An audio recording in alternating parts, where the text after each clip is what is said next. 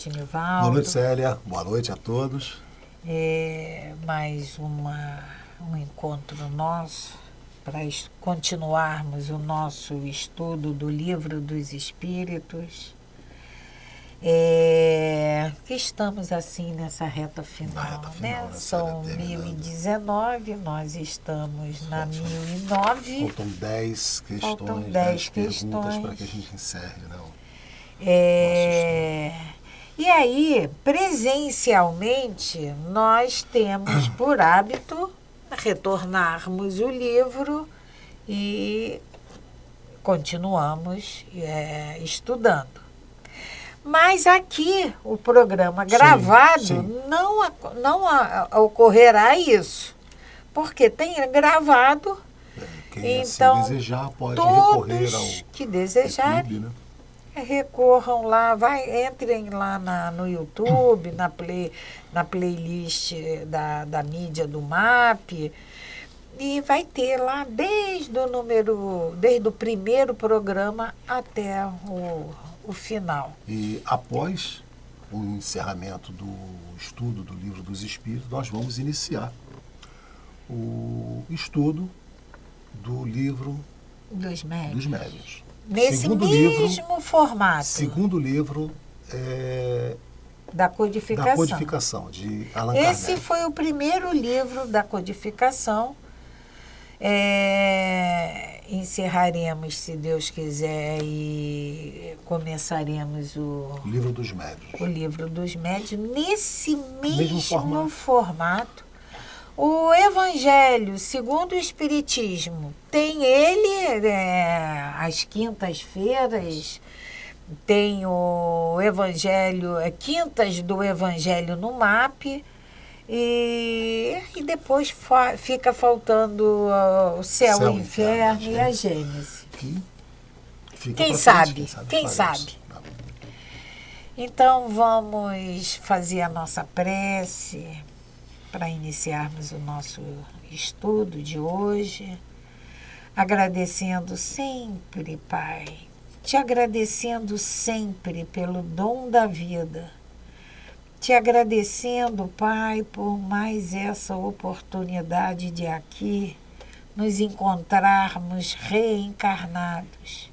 E mais ainda, Pai, te agradecendo por termos abraçado essa doutrina que tanto nos esclarece, que tanto nos consola, que tanto nos ensina. Te agradecemos pelo nosso ser. Te agradecemos, Pai, por tudo que Tu nos concede, por tudo que Tu nos oportuniza, por tudo que nós somos, Pai. Ainda não somos o ser que queremos ser e que necessitamos ser. Mas já sabemos, Pai, com todos esses ensinamentos, com todas essas experiências vividas, que já precisamos mudar o rumo da nossa prosa, o caminho que estamos dando as nossas vidas. Por isso, Pai, te agradecemos e te pedimos que nos fortaleça sempre nessa nossa procura, nessa nossa boa vontade de realizarmos essas transformações tão necessárias no nosso ser. Te agradecemos e te pedimos, esteja sempre conosco. Graças a Deus. E como sempre fazemos, temos essa mensagem de reflexão para nos acompanhar mais essa semana. E a mensagem diz o seguinte: a gente sempre aprende com os outros, inclusive como não ser. Então a vida, essa mensagem nos leva a refletir que a vida é uma grande escola. que todos nós estamos, querendo ou não querendo, matriculado nessa escola. Ao chegarmos aqui, a matrícula é feita. Vai passar um tempo e nós vamos ter que começar a entender esses ensinamentos que essa escola nos oferece. Então, quando essa mensagem diz que nós aprendemos sempre com os outros, é a mesma coisa que falar que nós precisamos conviver. É assim que nós vamos desenvolvendo as nossas inteligências, os nossos valores. Porque se eu me isolar, se eu ficar completamente isolado de todos, como que eu vou fazer o bem? Como que eu vou auxiliar? Então, nós precisamos conviver uns com os outros para aprender e para ver como não, isso eu não quero para mim. Isso eu não faço da minha vida. Então, vamos chegar à conclusão de que nós necessitamos um do outro. Essa colocação, Célia, me recorda num dos estudos em nossa casa, do livro do Evangelho, que fazíamos presencial, quando a nossa coordenadora fez uma citação que eu nunca esqueci. São 3 coisas importantes na vida, né? A primeira é a gente não saber e não perguntar, né? Mas toda vez que a gente não sabe de alguma coisa, a gente precisa perguntar, né? Para aprender. Então a primeira é essa, não saber e não perguntar. A segunda é a gente saber e não ensinar. Isso demonstra a pessoa egoísta, né? Que sabe, mas retém o conhecimento. E o terceiro é saber, ensinar e não praticar. Isso é o pior. Já sabe, ensina, mas infelizmente ainda não pratica aquilo que está ensinando e que sabe tanto, né? Então são as 3 regras mais importantes da nossa vida, ou também importantes, né? Se a gente não sabe, vamos perguntar. Se a gente sabe, vamos ensinar. E se a gente sabe e ensina, vamos praticar. E essa citação, esse pensamento, essa mensagem que nós trouxemos, ela vem nos reafirmar o nosso ser social que nós somos. Tem um livro muito interessante que ele diz assim: diferenças não são defeitos. E isso aí está dentro dessa reflexão. Nós precisamos sempre vamos precisar um do outro. Porque é isso que vai fazer com que evoluamos. É isso que vai fazer com que o nosso caminhar seja sempre para frente. Até mesmo, como disse a reflexão, para a gente ver o que não devemos. Célia, nós estamos na questão 1009.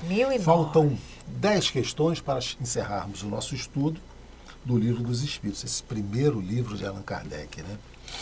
E a gente está, Célia, no tópico que Kardec traz para nós: penas e gozos futuros, duração das penas futuras. Duração das penas futuras.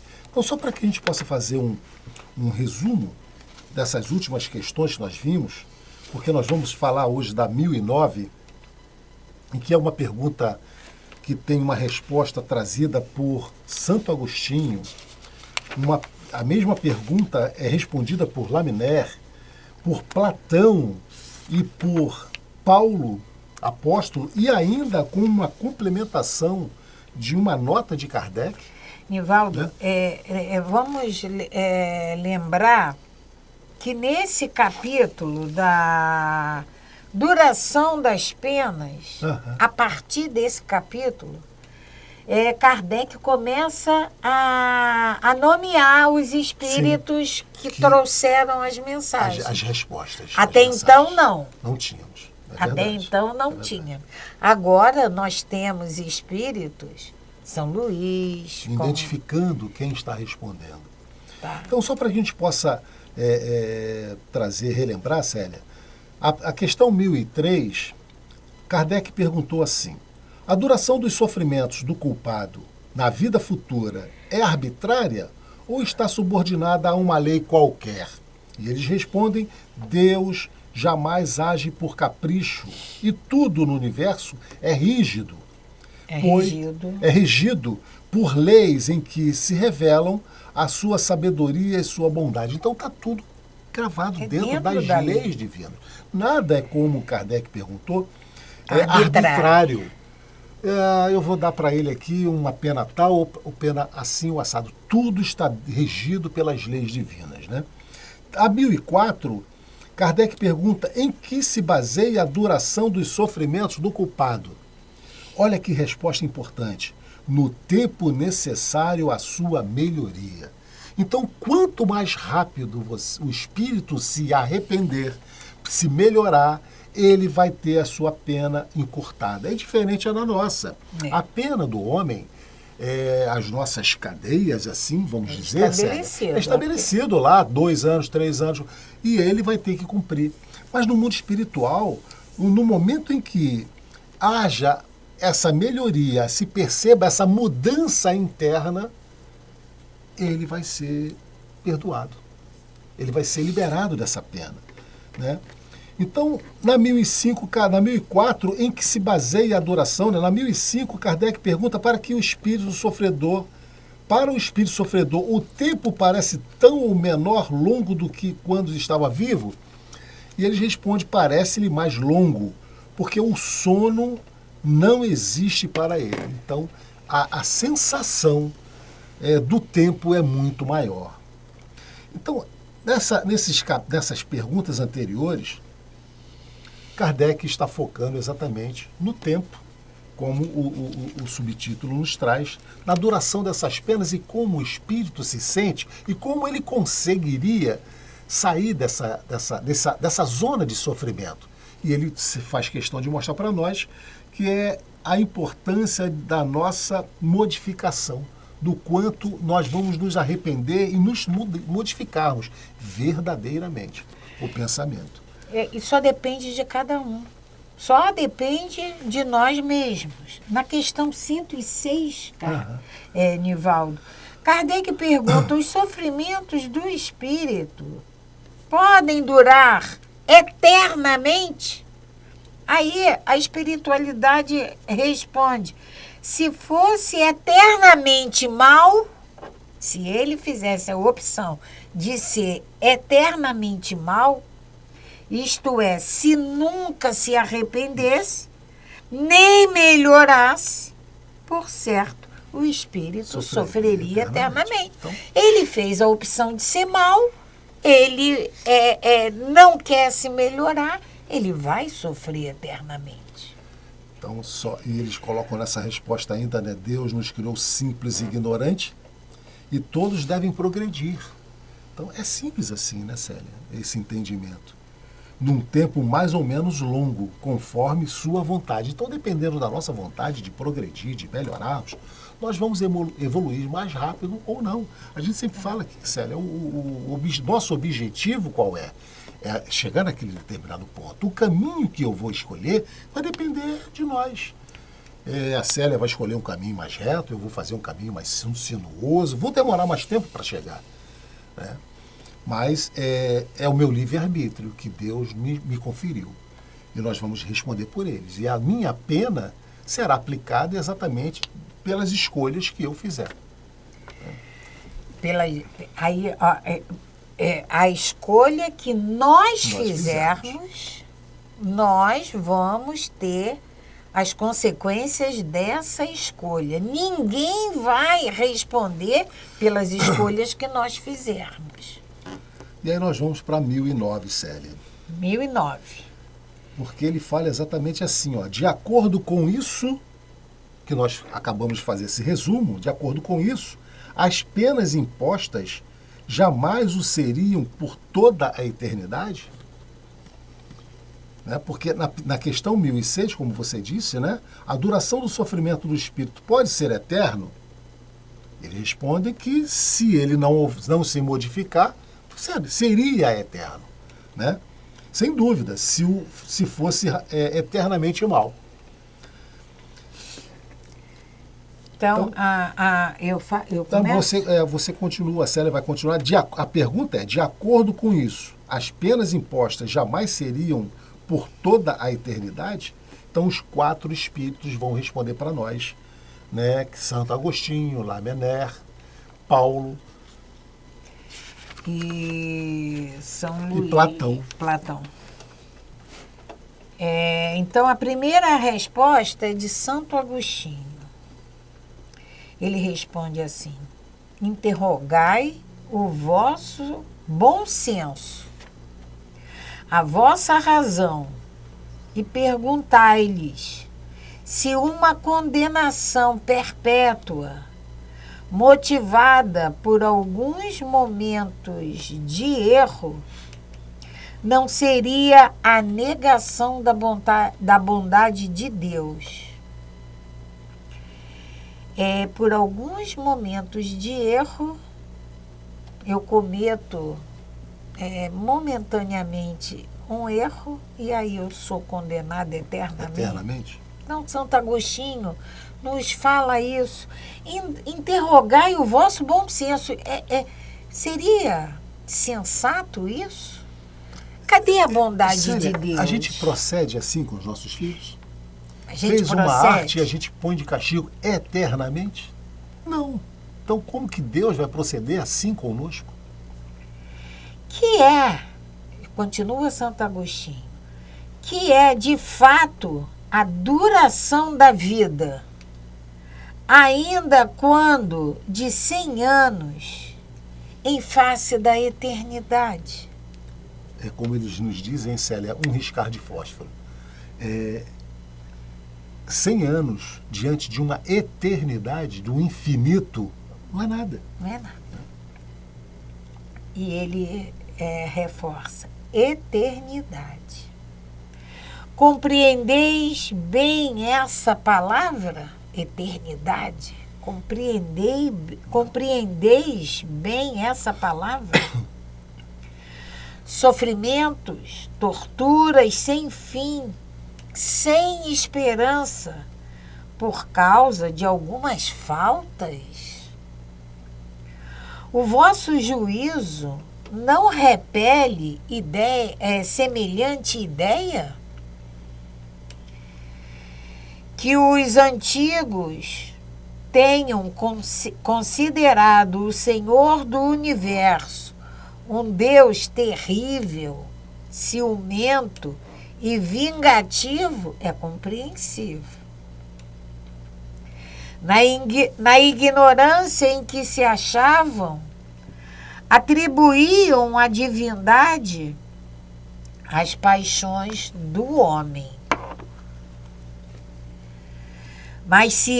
Mas não é esse o Deus dos cristãos, que coloca o amor, a caridade, a misericórdia, o esquecimento das ofensas entre as principais virtudes.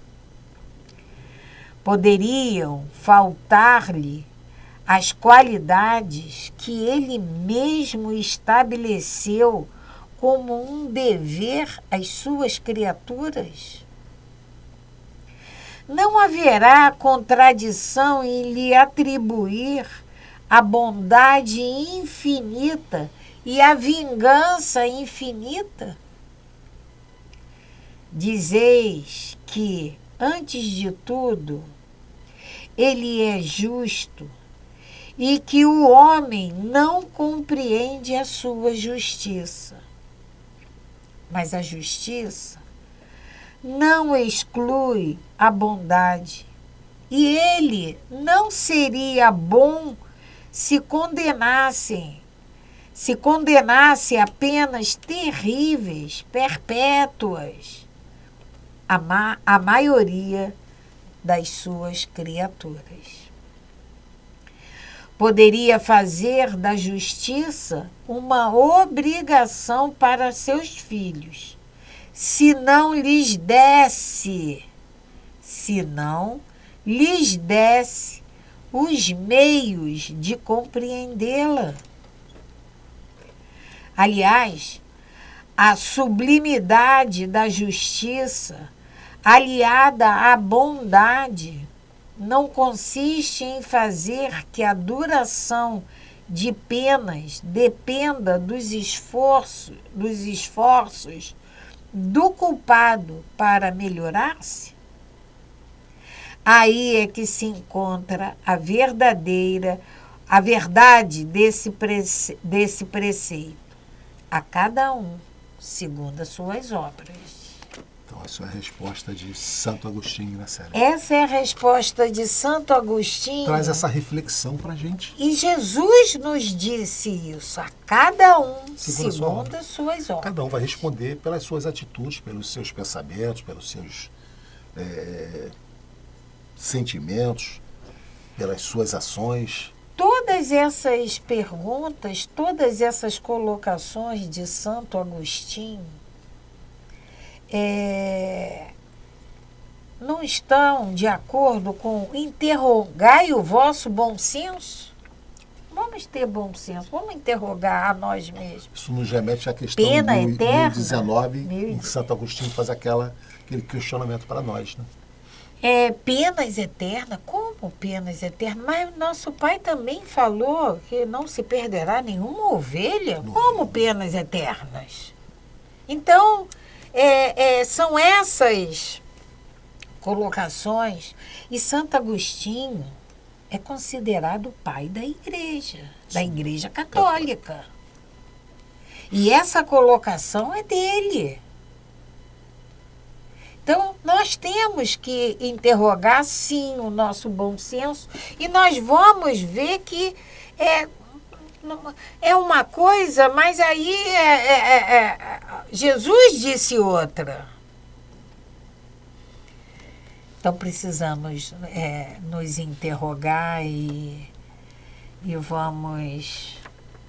Na dúvida, vamos ler essa mensagem dessas penas eternas que Santo Agostinho nos traz. A próxima mensagem, Célia, é de Lamennais. Eu vou ler. Tá. Lamennais responde assim a esse questionamento de Kardec, que é: de acordo com isto, as penas impostas jamais o seriam por toda a eternidade? E Lamennais vai responder assim a Kardec: dedicai-vos por todos os meios ao vosso alcance, a combater, a aniquilar a ideia da eternidade das penas. Pensamentos blasfematórios para com a justiça e a bondade de Deus, fonte mais fecunda da incredulidade, do materialismo e da indiferença que invadiram as massas desde que sua inteligência começou a se desenvolver. O espírito prestes a se esclarecer, apenas civilizado, logo apreendeu a monstruosa injustiça. Sua razão a repele e então raramente deixa de confundir num único sentimento de repúdio a pena que o revolta e o Deus a quem ele atribui. Daí os males sem conta que vieram desabar sobre vós e aos quais vimos trazer-vos remédio. A tarefa que vos apontamos ser-vos-á muito mais fácil, porque as autoridades em que se apoiam os defensores desta crença evitaram todas pronunciar-se formalmente. Nem os concílios, nem os pais da Igreja resolveram esta grave questão, se conforme os próprios evangelistas e tomando ao pé da letra as palavras emblemáticas do Cristo, ele ameaçou os culpados com um fogo que não se apaga, com um fogo eterno. Nada há em absoluto nas palavras que prove que o tenham condenado eternamente. Pobres ovelhas, desgarradas, aprendei a ver, aproximar-se de vós, o bom pastor, que longe de querer vos banir para todo sempre de sua presença, vem pessoalmente ao vosso encontro para vos reconduzir ao aprisco. Filhos pródigos, deixai o vosso auxílio voluntário. Voltai os vossos passos para a morada paterna. O Pai vos estende os braços, está sempre pronto para festejar o vosso retorno à família. Então, o que Lamennais deixa bem claro aqui, Célia, é que não existem penas eternas. Como boa parte da igreja há muito deixa claro para todos, do céu, dessa figura do céu e do inferno, dessa prisão eterna, né? Dessa condenação eterna.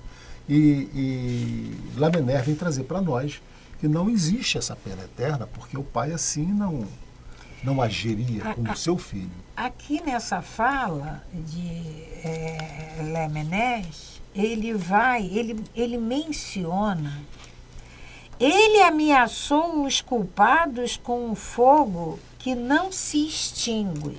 É o fogo eterno. Mas o que é a pena do fogo eterno? É o sofrimento. É por esse caminho que nós vamos ter que percorrer em função do que fizemos, em função das nossas escolhas, que nós vamos ter todos esses percalços pela frente, essas dificuldades pela frente. Esse é o fogo eterno. Mas daí a transformar isso, que nós vamos arder no fogo eterno, que não tem salvação, claro, como que não tem salvação?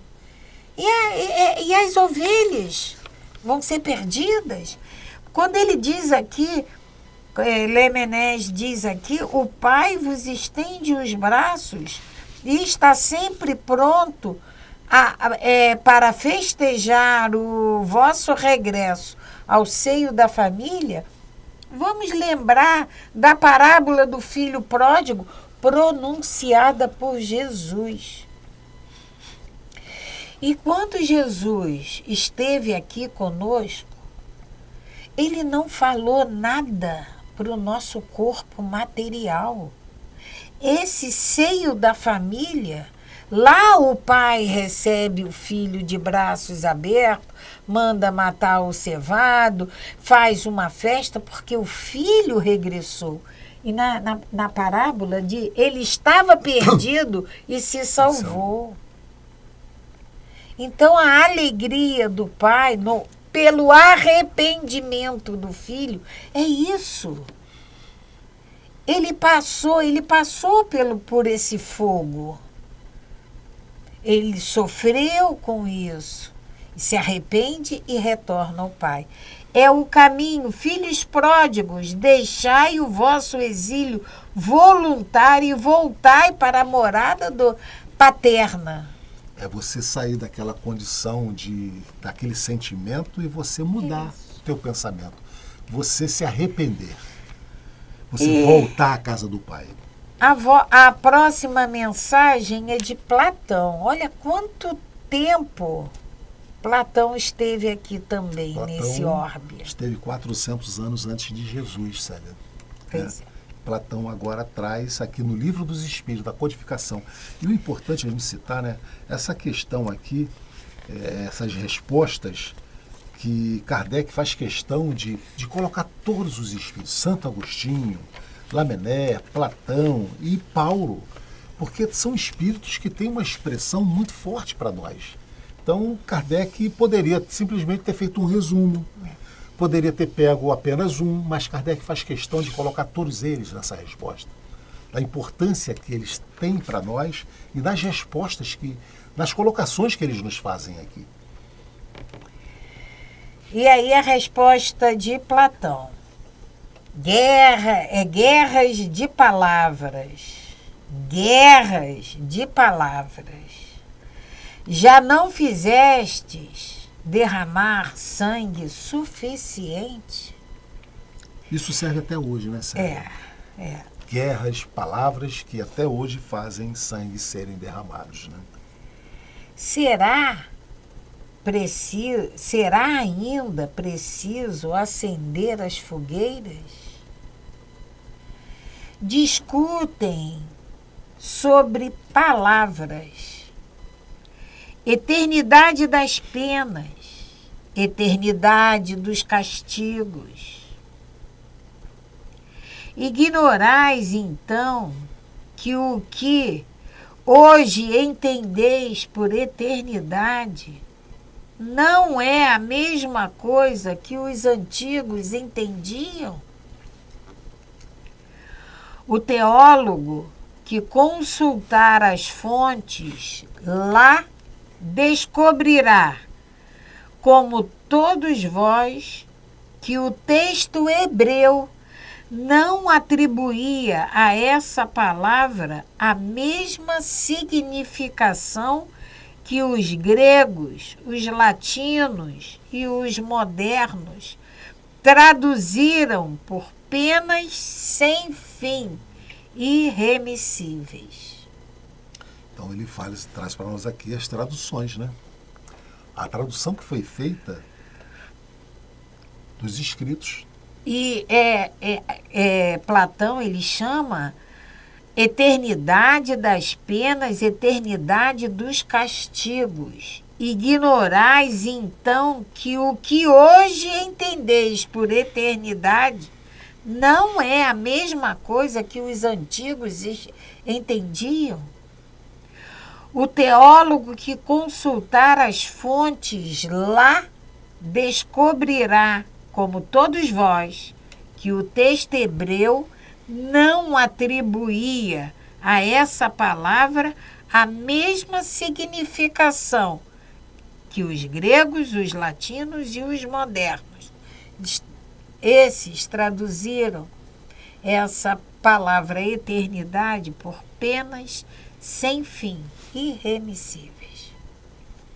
E ficou até hoje. Eternidade dos castigos corresponde à eternidade do mal. Sim, enquanto o mal existir entre os homens, os castigos subsistirão. Claro. Se o homem é mau, tem o castigo. Continua sendo necessário o castigo. Os textos sagrados devem ser interpretados no sentido relativo. A eternidade das penas é, pois, relativa e não absoluta. Dia virá em que todos os homens se revestirão pelo arrependimento da túnica da inocência, e nesse dia não haverá mais gemidos nem ranger de dentes. A hora que nós nos modificarmos, a hora que nós nos tratarmos como irmãos realmente, acabará os prantos e o ranger de dentes. Outro planeta. É verdade que a razão humana é limitada. Porém, tal como a atendes, é uma dádiva de Deus. E com o auxílio desta razão, não haverá um só homem de boa vontade que compreenda de outra forma a eternidade dos castigos. Eternidade dos castigos? Ora, seria preciso então admitir que o mal fosse eterno. Somente Deus é eterno e não poderia ter criado o mal eterno. Caso contrário, seria preciso tirar-lhe o mais magnífico dos seus atributos, o soberano poder, porque não é soberanamente poderoso aquele que cria um elemento destruidor de suas obras. Humanidade, humanidade, não mergulhes mais os teus tristes olhares nas profundezas da terra, procurando aí os castigos. Chora, espera, espia e refugia-te na ideia de um Deus intrinsecamente bom, absolutamente poderoso e essencialmente justo. Platão, mais uma mensagem nos falando da incompatibilidade de penas eternas com essa bondade, com essa justiça de Deus, de nosso Deus. Pai. E aí vem mais uma mensagem, Célia, ainda de Agora é Paulo. Apóstolo. Paulo Apóstolo é o nosso Paulo de Tarso. É o Paulo de Tarso, né? Saulo que se transformou em Paulo. E Paulo diz assim: gravitai na direção da unidade divina. Este é o objetivo da humanidade. Para atingi-lo, 3 coisas são necessárias: a justiça, o amor e a ciência. 3 coisas lhes são opostas e contrárias: a ignorância, o ódio e a injustiça. Olha a colocação de Paulo, né?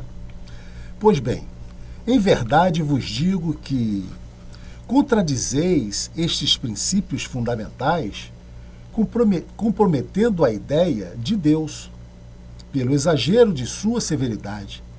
Vós a comprometeis duplamente, deixando penetrar no espírito da criatura a ideia de que nela há mais clemência, mais mansuetude, mais amor e verdadeira justiça do que atribuís ao ser infinito.